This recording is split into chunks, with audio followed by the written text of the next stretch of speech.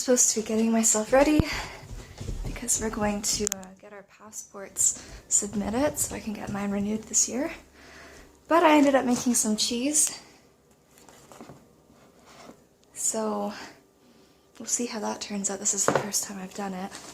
Securing this with some coffee paper rather than actual cheesecloth because I don't have any at the moment, and a rubber band, and just putting it in a room temperature spot to ferment, to break down the different fibers and the seeds. These are sunflower seeds in here.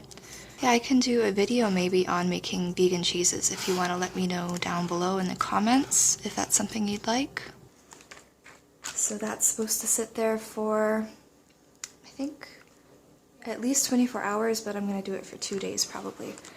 And I had some coffee with some coconut milk and some stevia, and that's the morning so far.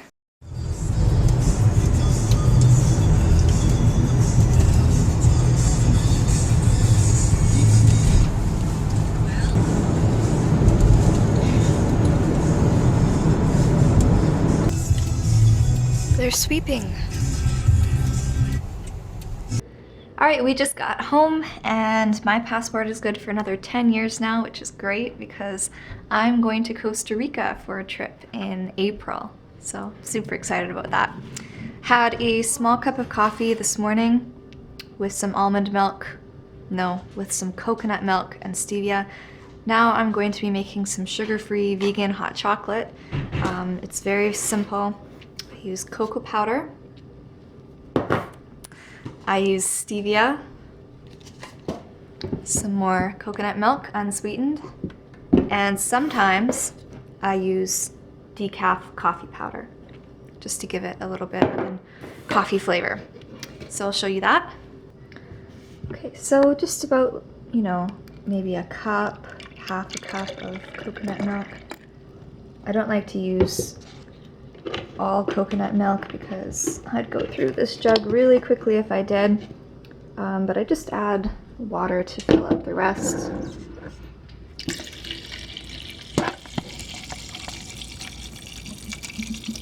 About that much.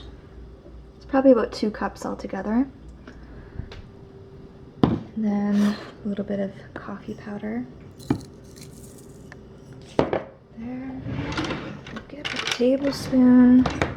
I like adding a rounded tablespoon, so kind of in between 1 and 2 tablespoons. You could go for 2 tablespoons if you like it really chocolatey. And our stevia. Doing this all with my left hand. And some vanilla extract, which I didn't mention before, but yes, this makes it very good. Alright, so we'll put the lid on this and blend it. You could do this in just a mug as well, but I like using a blender because it, it mixes up all these chunks of cocoa powder. And we'll let the dog in. Hi, Jada. Hey, sweetie. Good girl. Hi.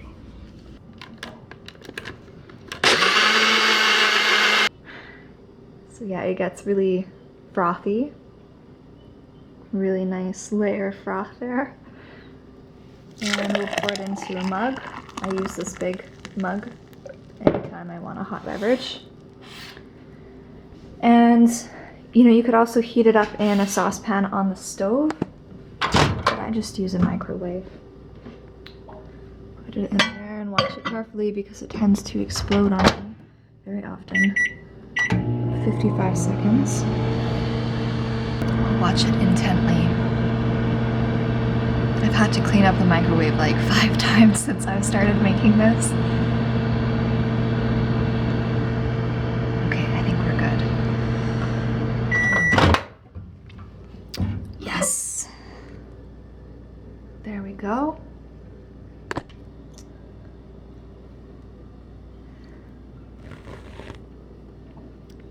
And that is it. Very simple. So, hot chocolate is typically made with a lot of sugar, which can spike blood sugar, cause inflammation, and lead to weight gain.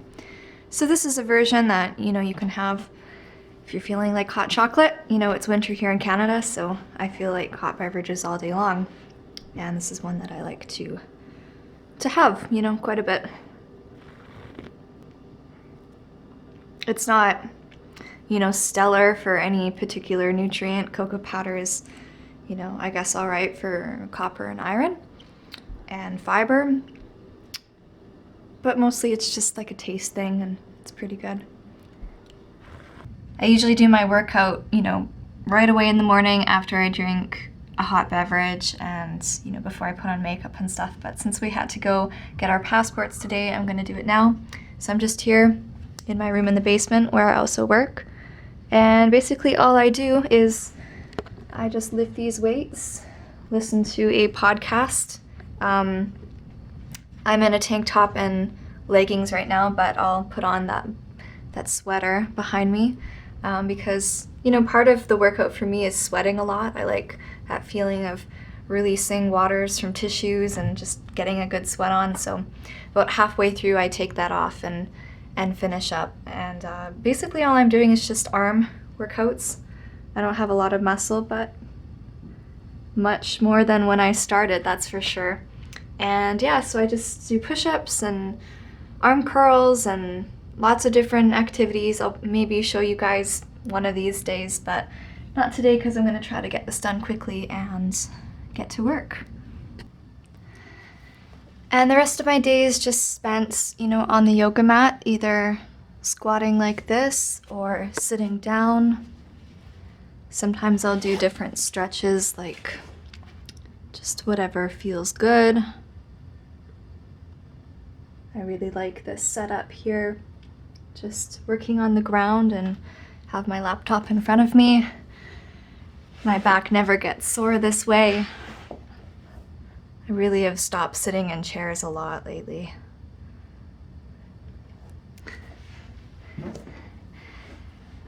And today I'm just getting into some food science, going through different note sheets I have and filling them in and learning new stuff about foods that I eat all the time, and then also ones that I don't eat too often, but I'd like to learn more about. And yeah, that is what my afternoon will be, and I'll catch you guys later for dinner because that's where the real action is. I'm gonna be making my big microvore meal and a snack later on, so I'll see you then. And I almost forgot, but I'm also drinking this. It is ice water with lemon juice, and yeah, just a way to stay hydrated throughout the afternoon. I like kind of hot beverages in the morning and then cold beverages throughout the afternoon. For a boat ride? Alright, so I've been down in the basement for a few hours now and I'm pretty cold, so I'm going to have some licorice tea. And this will be the last thing I drink before I start making my dinner tonight.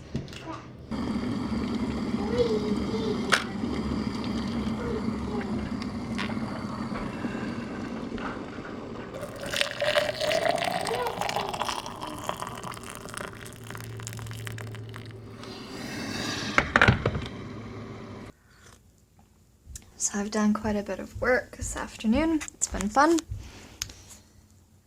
We've done a fair bit of these main food groups that I eat a lot, and it's been fun to learn what nutrients they're rich in, because that's kind of what I'm interested in right now. You'll read a lot of articles on the internet and watch YouTube videos where people will talk about the health benefits of whatever food, and you kind of get, a very simplistic version of the information, which can be good. For example, like if you're reading up on spinach and it said it was good for blood health, like that's good to know about, but I'm kind of interested, why is it good for blood health? And when you start reading up on the nutrients that a food has, you start to get a more detailed picture of, of why that food is healthy and other interactions between the food chemicals. The reason why we have to eat is to get these chemicals that we need, and that these other life forms also need in different ways and different, biological processes. And the fact that we share them is really cool because it allows us to connect with so many different things around us. When we ingest things, when we put them in our body, we're recycling, this life. We're recycling the materials that life form used, to live. So now that the guidebook and the recipe book are out, I have some time to, get back to what I really enjoy, which is food science, nutritional science, and how that interacts with our biology. Hey guys, so it is just about 5 o'clock in the evening, and it is time for my meal.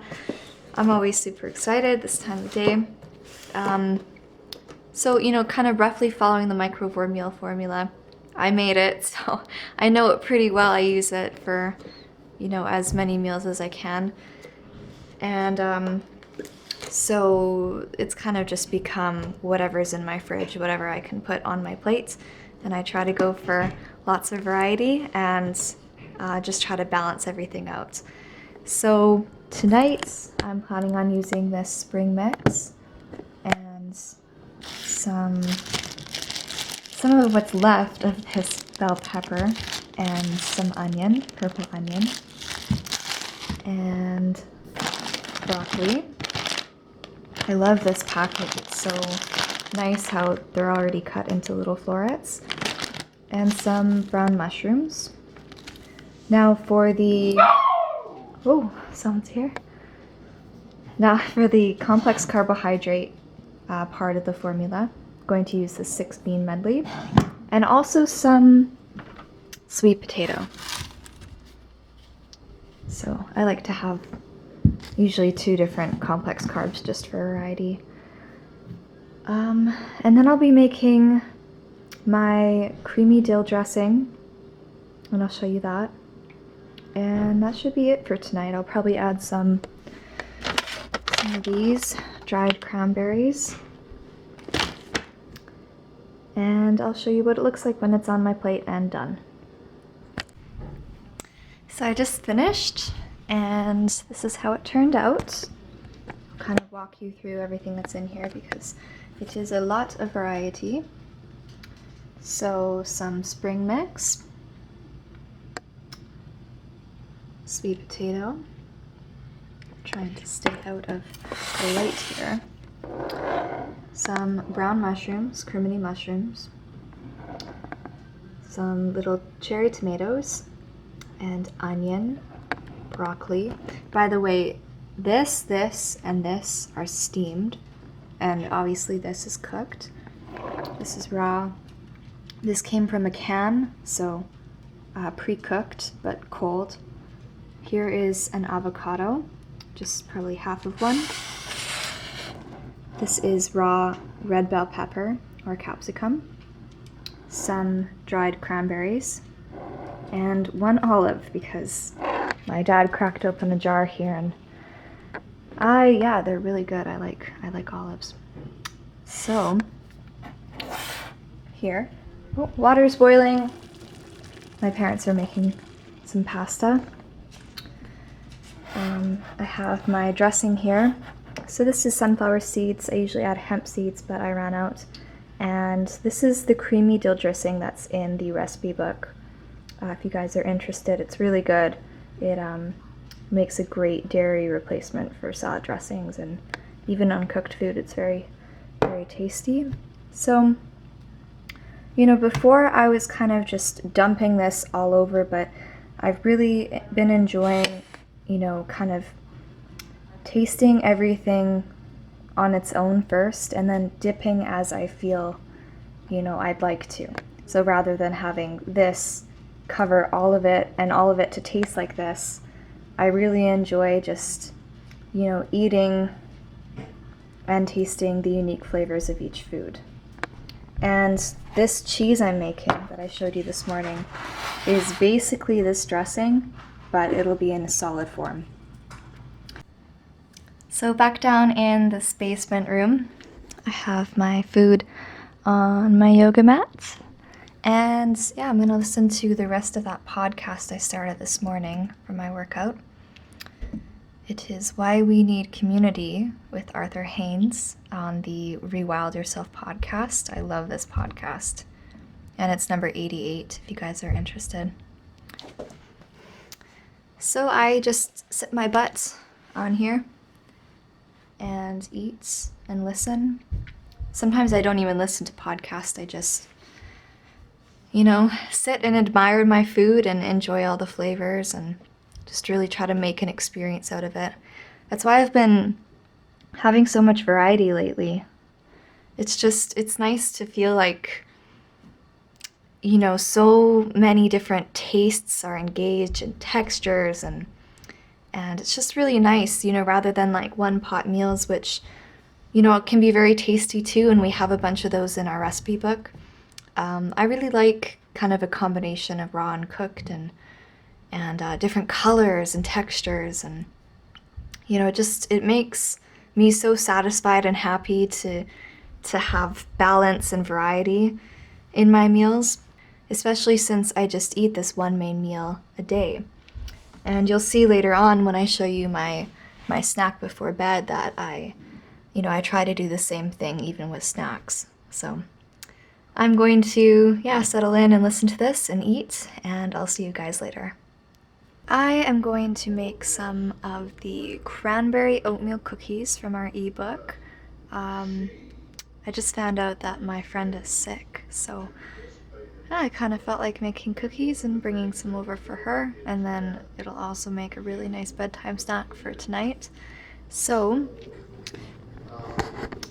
we are going to use some oats, some ripe bananas, some dried cranberries, some almonds, which I'll crush up smaller, some vanilla extract, some applesauce, and cinnamon. It's a very simple recipe.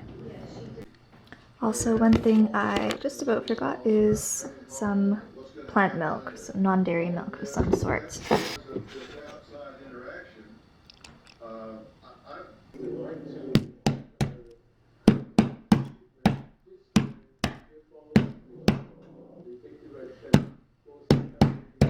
99.99999% of the time, I use parchment paper, for stuff like this, baking, anything to do with the oven. But I ran out, so I ended up using some just basic vegetable oil and just dabbing a piece of wax paper and then, spreading a very, very light spread. So it works for times like these when you're out of parchment paper, but most of the time I try to avoid using oils.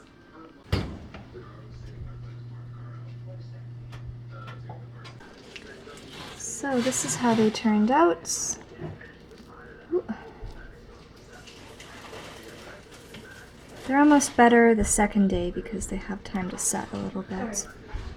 So I'm taking her an apple, lots of cookies, and some of this tea. It is called Fireplace Dreams tea. It smells so good. Alright, so I'm gonna head out in the cold now.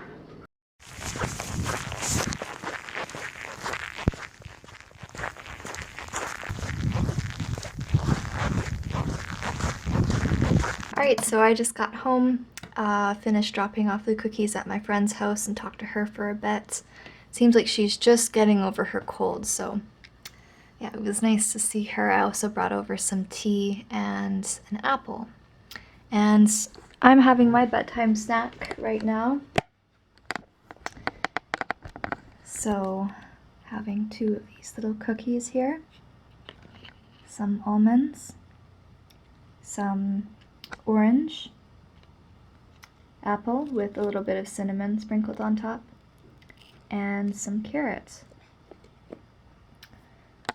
Well, thanks for hanging out with me today, guys. It's been pretty fun showing you what I do and what I eat throughout the day, and I can definitely do more of these if there's anything you would like to see. And this is just the way that I've been eating lately, and the Microvore Diet is just about eating nutrient-rich food and making balanced meals. This can help with a lot of different health issues and, you know, just helping you to get the nutrients you need to feel your best. And yeah, this intermittent fasting, 1 meal a day, has been working really well for me, but you guys don't have to do the same. You can have between... Good night! I'll come up soon. You guys can have between 1 and 3 meals, depending on how much you need, and snacks in between. And we have information on all of this in our guidebook and meal ideas in our recipe book. So if you're interested, then you can check those out. Once again, thank you for hanging out today, and I'll see you in the next video. Bye.